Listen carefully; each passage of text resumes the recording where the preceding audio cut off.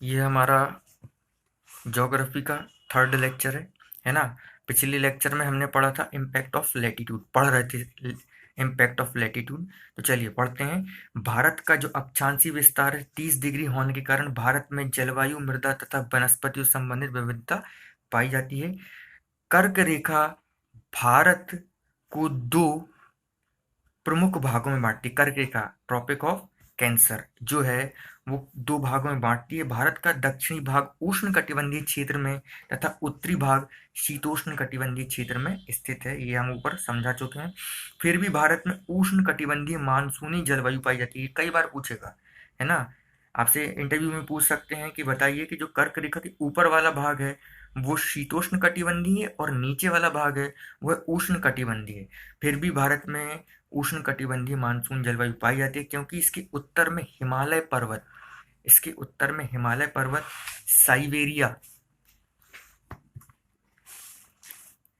Siberia से आने वाली ठंडी पवनों को रोक लेता है। ठीक है, रोकता है। यही कारण है कि भारत में उष्ण कटिबंधीय जलवायु पाई जाती है। क्या कारण है कि जो ऊपर वाला हिस्सा है वो शीतोष्ण कटिबंधीय और नीचे वाला हिस्सा उष्ण कटिबंधीय, परंतु ऊपर हिमालय है जो साइबेरिया है ना, साइबेरिया से आने वाली है ना, साइबेरिया से आने वाली शीतोष्ण जो पवन है उसको रोक लेता है। यही कारण है कि भारत में उष्ण कटिबंधीय मानसून पाया जाता है। ये आपको बिल्कुल क्लियर रखना है। ठीक है, तो अगर बात करें कि 2011 की जनगणना के अनुसार भारत में 6,40,932 गांव पाए जाते हैं या हैं। ये पीएससी पूछ चुका है इसलिए आपको याद रखना है पीएससी प्री में। सिक्किम से गुजरने वाला अक्षांशीय रेखा राजस्थान से भी, जो अक्षांशीय रेखा जो लैटिट्यूड है वो सिक्किम से गुजरती है, वही कहाँ से गुजरती है? राजस्थान से। जो कुछ फैक्ट है जो आए हुए मैंने इसमें इंक्लूड कर दिए हैं, ये यूपीएससी में पूछा गया है। ठीक है, चलिए अब मोस्ट इंपॉर्टेंट 2015 एमपीपीएससी मेंस में पूछा गया है कि कर्क रेखा भारत के किन किन राज्यों से होकर गुजरती है। 3 नंबर में पूछा गया है। ठीक है, तो कर्क रेखा भारत के कितने राज्यों से होकर गुजरती है? 8 राज्यों से। ये आपको याद रखना है।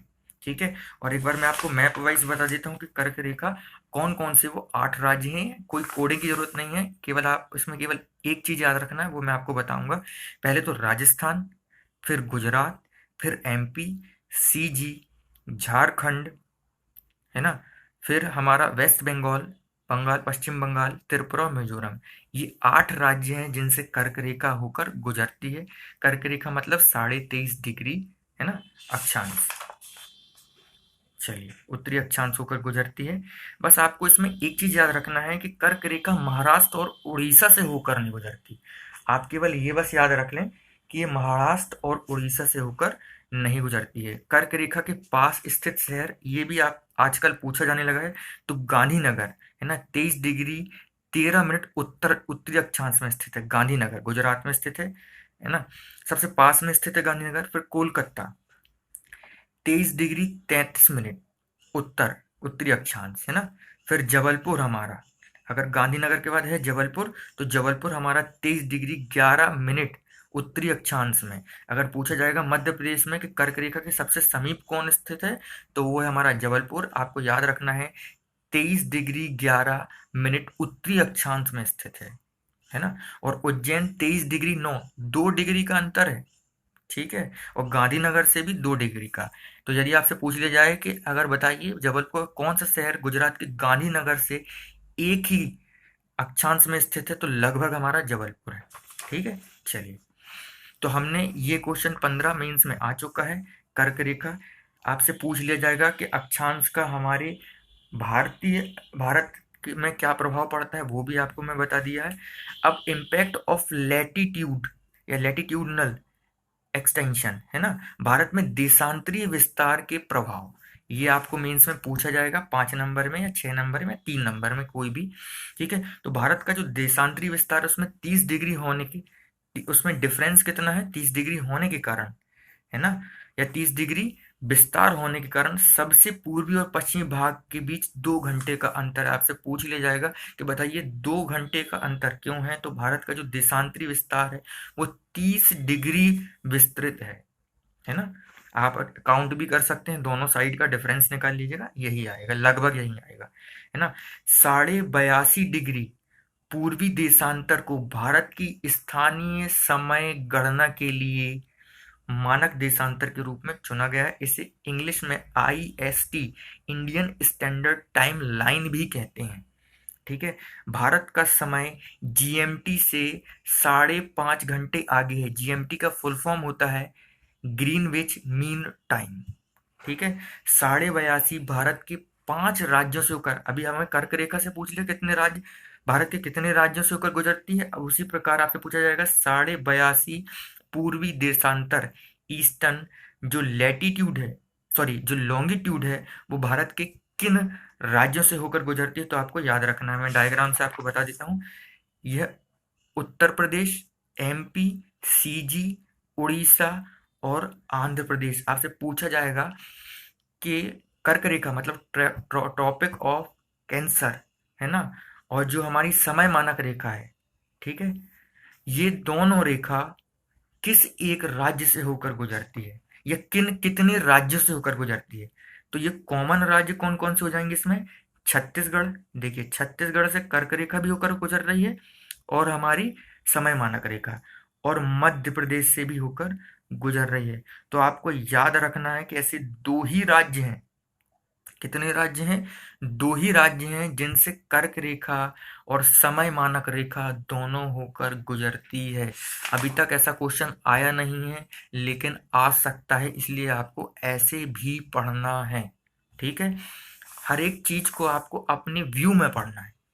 ठीक है, चलिए, तो 5 राज्य कौन कौन से हैं, उत्तर प्रदेश, मध्य प्रदेश, छत्तीसगढ़, उड़ीसा और आंध्र प्रदेश। ठीक है, कर्क किन 2 राज्यों से होकर नहीं गुजरती, ट्रॉपिक ऑफ कैंसर, महाराष्ट्र और उड़ीसा। ठीक है, चलिए, अब जो भारतीय समय मानक रेखा है, यह इलाहाबाद के नैनी से होकर गुजरती है। ये क्वेश्चन भी आ चुका है कि कहाँ से होकर गुजरती है, तो इलाहाबाद के नैनी से हो गुजरती है।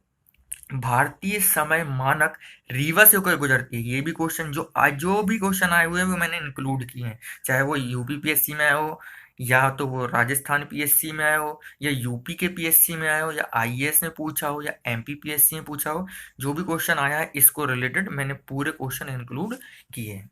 तो रीवा हमारा, अभी हमने हमने किसकी बात की थी, अक्षांश की, अब देशांत की बात की, देशांत की बात करेंगे, देशांतर की। ठीक है, अभी हमने लैटिट्यूड की बात की थी ऊपर, अब लॉन्गिट्यूड की बात कर रहे हैं, इसलिए कंफ्यूज नहीं होना है आपको।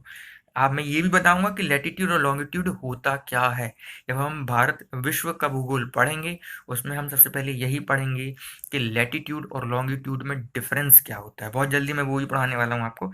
ठीक है, रीवा 21 डिग्री 19 मिनट पूर्वी देशांतर में स्थित है। आपको याद रखना है, रीवा से होकर गुजरती है मानक समय रेखा, और वो कितनी, 82.5। ठीक है, तो सबसे पास रीवा, उसका सागर 78 डिग्री 50 मिनट पूर्वी देशांतर। ठीक है, फिर उसके बाद मैंने यहाँ भोपाल भी लिखा हुआ है, भोपाल 77 डिग्री 30 मिनट। तो रीवा, सागर, भोपाल, फिर उज्जैन 75 डिग्री 43 मिनट 43 मिनट पूर्वी देशांत, और होशंगाबाद 77 डिग्री 45 मिनट। तो सबसे पहले रीवा आ जाएगा, उसके बाद आ जाएगा सागर, है ना, रीवा, सागर, उसके बाद होशंगाबाद, फिर भोपाल, फिर उज्जैन। तो रीवा, सागर, होशंगाबाद, भोपाल, उज्जैन। ठीक है, चलिए, अब ये क्वेश्चन आया हुआ है कि क्या उत्तर पूर्वी राज्यों को एक पृथक समय दिया जाना चाहिए, ये पूछ सकता है आपसे, है ना। तो उत्तर पूर्वी राज्यों की जनता की यह मांग रही है कि उन्हें एक पृथक समय दिया जाए, क्योंकि भारत के समय, अभी देखा विवाद भी चल रहा था आपको, तो आपके लिए ये क्वेश्चन आ सकता है ना। तो उत्तर पूर्वी राज्यों की जनता की यह मांग रही है कि उन्हें पृथक समय दिया जाए, क्योंकि भारत के समय से उनका समय आगे होने के कारण उनकी दिनचर्या पर नकारात्मक प्रभाव पड़ता है। पृथक समय के पक्ष में निम्नलिखित तर्क, अब कौन कौन से तर्क सही हैं, अगर दिया जाना चाहिए और नहीं दिया जाना चाहिए, तो हमने दोनों चीजों को लिखा हुआ है कि समय का उनकी जैविक घड़ी के अनुसार होना उन लोगों की कार्य क्षमता को बढ़ाएगा। यदि वहां के जो लोग हैं उनके अनुसार वहां का टाइम होगा तो उनके कार्य पर जो इफिशियंसी है उस पर इफेक्ट पड़ेगा और वो अच्छा काम करेंगे, है ना। इससे लगभग 2.3 अरब यूनिट बिजली की बचत होगी। ये बात सही है क्योंकि उनके वहां पर पहले दिन हो जाता है ना। चलिए, और हमारे यहाँ बाद में। उत्तर पूर्वी राज्यों की जैव विविधता के लिए यह सकारात्मक होगा, जैव विविधता पर भी इफेक्ट पड़ेगा। यदि उनकी यह मांग मान ली जाए तो उत्तर पूर्वी राज्यों को विश्वास केंद्र में बढ़ जाएगा। ये एक पहलू सरकार के साथ होगा कि केंद्र में उनका विश्वास बढ़ जाएगा। पहले भी उत्तर पूर्व राज्यों में चाय की बागानी समय था। पहले भी उत्तर पूर्वी राज्यों में चाय बागानी समय था। उसी के अनुसार अब भी उनके पृथक समय रखा जाना चाहिए। जो पहले जब चाय बागानी का जो समय होता था तो पहले होता था, अब भी उनका ये रखा जाना चाहिए। पृथक समय के अभी तो पक्ष में तर्क देख लिया, अब विपक्ष में कौन कौन से, पहले पॉजिटिव फिर नेगेटिव। तो पृथक समय से उत्तर पूर्वी राज्यों में अलगाववादी की भावना बढ़ेगी। ठीक है, बनी सी बात है। भारत में अभी शिक्षा तथा जागरूकता कम होने के कारण अर्थव्यवस्था की स्थिति बन सकती, अव्यवस्था, सॉरी, अर्थव्यवस्था नहीं, अव्यवस्था। भारत में अभी शिक्षा तथा जागरूकता कम होने के कारण अव्यवस्था की स्थिति बन सकती है यदि समय में परिवर्तन किया गया तो, है ना। कुछ लोग बोलेंगे भारत से हमको अलग कर रहे हैं। परिवहन से संबंधित समस्या उत्पन्न होगी क्योंकि हमारे जो पश्चिम साइड का है उसका समय अलग होगा। जैसे ट्रेन यहाँ से चलेगी वहां पहुंचेगी तो फिर वो समय का डिफरेंस अलग अलग होगा, है ना। तो इससे परिवहन में समस्या उत्पन्न होगी।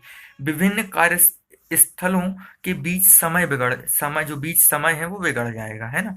हमारे यहाँ प्रशासन का जो बीच में टाइमिंग है वो डगमगा जाएगा। अब दोनों हमने दे दिए, पॉजिटिव और नेगेटिव। अब निष्कर्ष क्या निकलता है? हाल में ही गुवाहाटी कोर्ट का फैसला इस मुद्दे का एक उचित समाधान हो सकता है। गुवाहाटी न्यायालय के अनुसार उत्तर पूर्वी राज्यों की पृथक समय की मांग उचित है।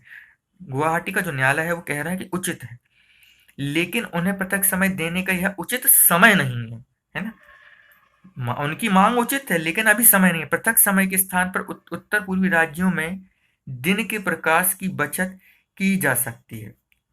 पृथक समय के स्थान पर उत्तर पूर्वी राज्यों में दिन के प्रकाश की बचत, डे लाइट ऑफ सेविंग की जा सकती है। 2007 में national institute of advance studies ने भारत के समय को आधा घंटा आगे करने का सुझाव दिया है, अतः इस सुझाव पर अमल किया जा सकता है। अगर आधे घंटे हम आगे कर लेंगे तो जो 2 घंटे का डिफरेंस आता है वो उसमें और कम हो जाएगा। ठीक है, चलिए अब देखें अंतर्राष्ट्रीय सीमा की बात करें। भारत की अंतर्राष्ट्रीय सीमा की लंबाई और संबंधित राज्य, है ना। भारत की जो अंतर्राष्ट्रीय सीमा है वह कितने देशों को छूती है? तो वह 7 देशों को छूती है। कितने देशों को छूती है? 7 देशों को छूती है। ये 7 देश कौन कौन से हैं? एक क्रम में लिखे हुए हैं। इनकी कोडिंग है 55 MB।